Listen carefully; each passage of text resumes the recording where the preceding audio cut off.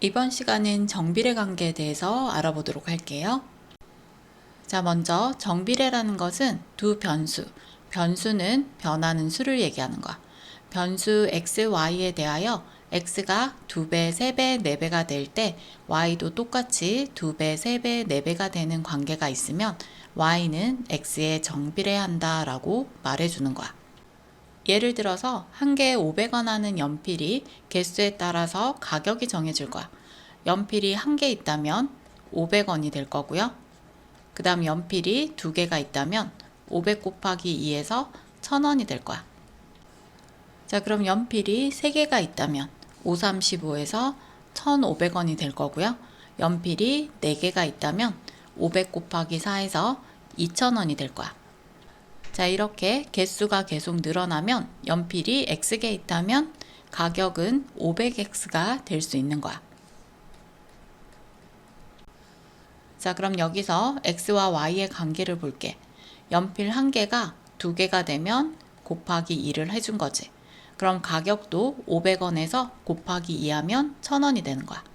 그럼 한 개에서 3개가 된다는 것은 3배를 해준 거지. 그러면 가격도 똑같이 3배가 되는 거야.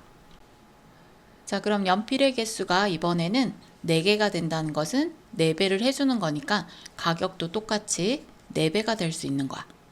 자, 이렇게 x의 값이 2배, 3배, 4배 늘어날 때 y의 값도 2배, 3배, 4배 늘어나는 이런 관계가 바로 정비례 관계라고 하는 거야. 자, 그럼 얘를 식으로 세워보면 어떻게 되냐면 연필의 가격이 y니까 이 연필의 가격은 개수에 따라서 500원씩 계속 늘어나는 거지. 그래서 y는 500x가 된다, 이렇게 식을 세워줄 수 있는 거야.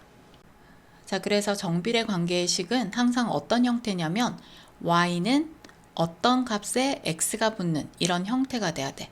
그래서 기본 형태의 식은 y는 이 숫자 대신에 a라고 이렇게 표현을 해주고요. x를 이렇게 붙여주면 y는 ax가 정비례 기본 형태의 식이 되는 거야. 대신 이 a는 0이 되면 x가 사라지기 때문에 절대로 0이 돼서는 안 되는 거야. 자, 그럼 다시 한번 정리를 해볼게요.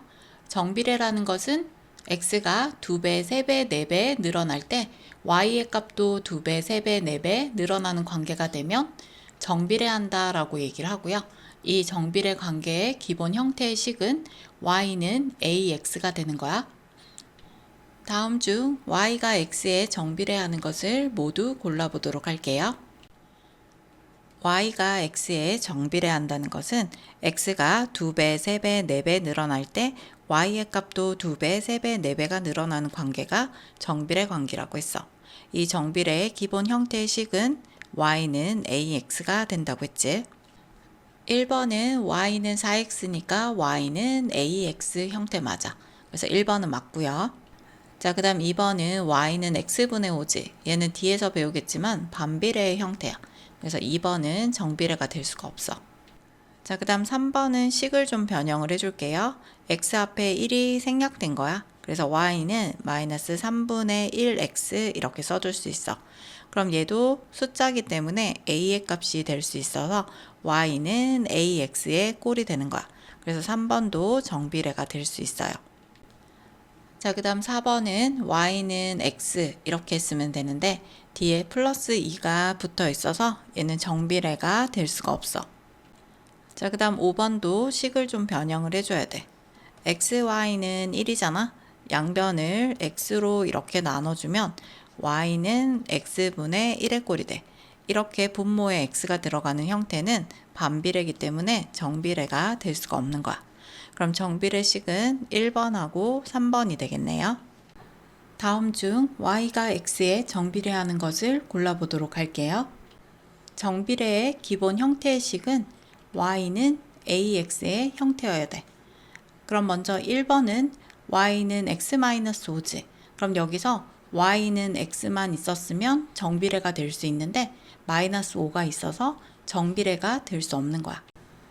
자, 그 다음 2번은 y는 꼴로 바꿔야 되니까 밑에 있는 이 분모 x가 없어져야 되겠지. 그럼 양변에 각각 x를 곱해주는 거야.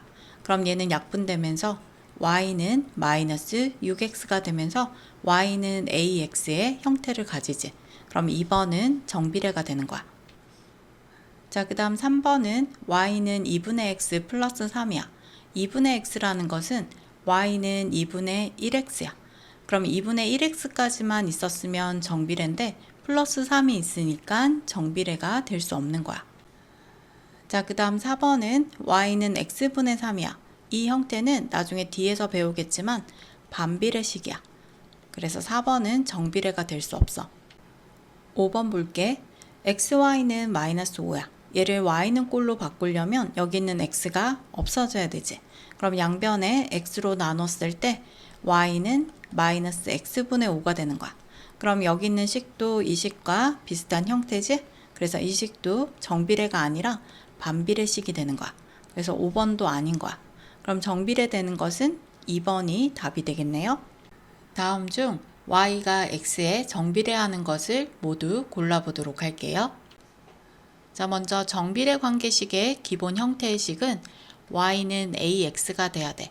그럼 1번부터 5번까지 식을 구해서 y는 ax가 되는 식을 찾아주면 되는 거야. 1번 볼게. 시속 xkm로 90km를 달릴 때 걸리는 시간이 y시간이라고 했어. 자, 그럼 시간은 y고 속력은 x, 거리는 90이 되는 거지.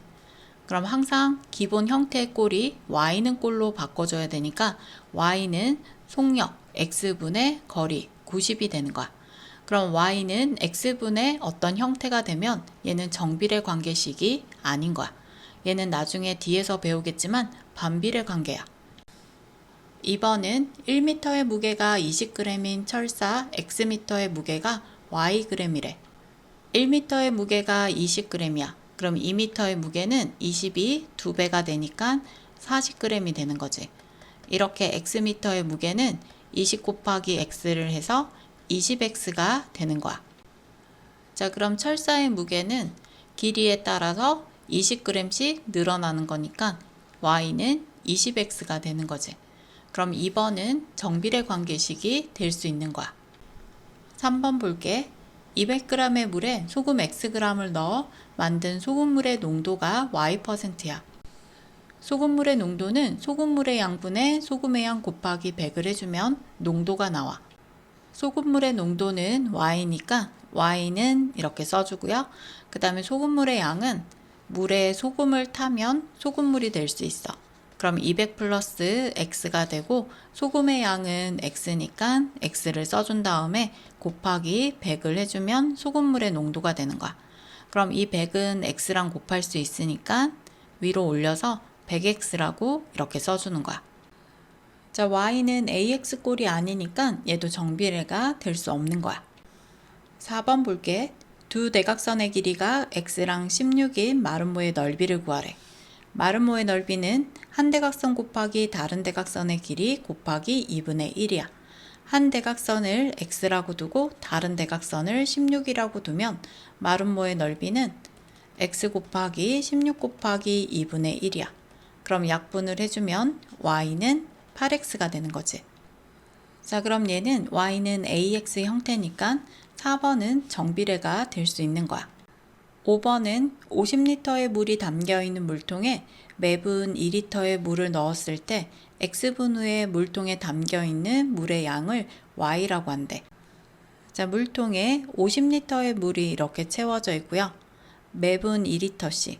매분이라는 것은 1분마다 2리터의 물을 집어넣는다는 얘기야. 자, 그럼 2분이 됐을 때는 2리터가 2배가 되는 거니까 4리터가 될 것이고요. 그럼 x분 후에 물의 양은 2 곱하기 x가 되니까 2x가 될 수 있는 거야. 자, 그럼 관계식은 어떻게 되겠어?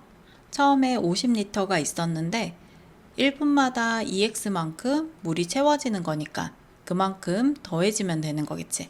그럼 y는 ax의 형태가 아니기 때문에 얘도 정비례가 될 수 없는 거야. 그럼 정비례 되는 것은 2번과 4번이 되겠네요.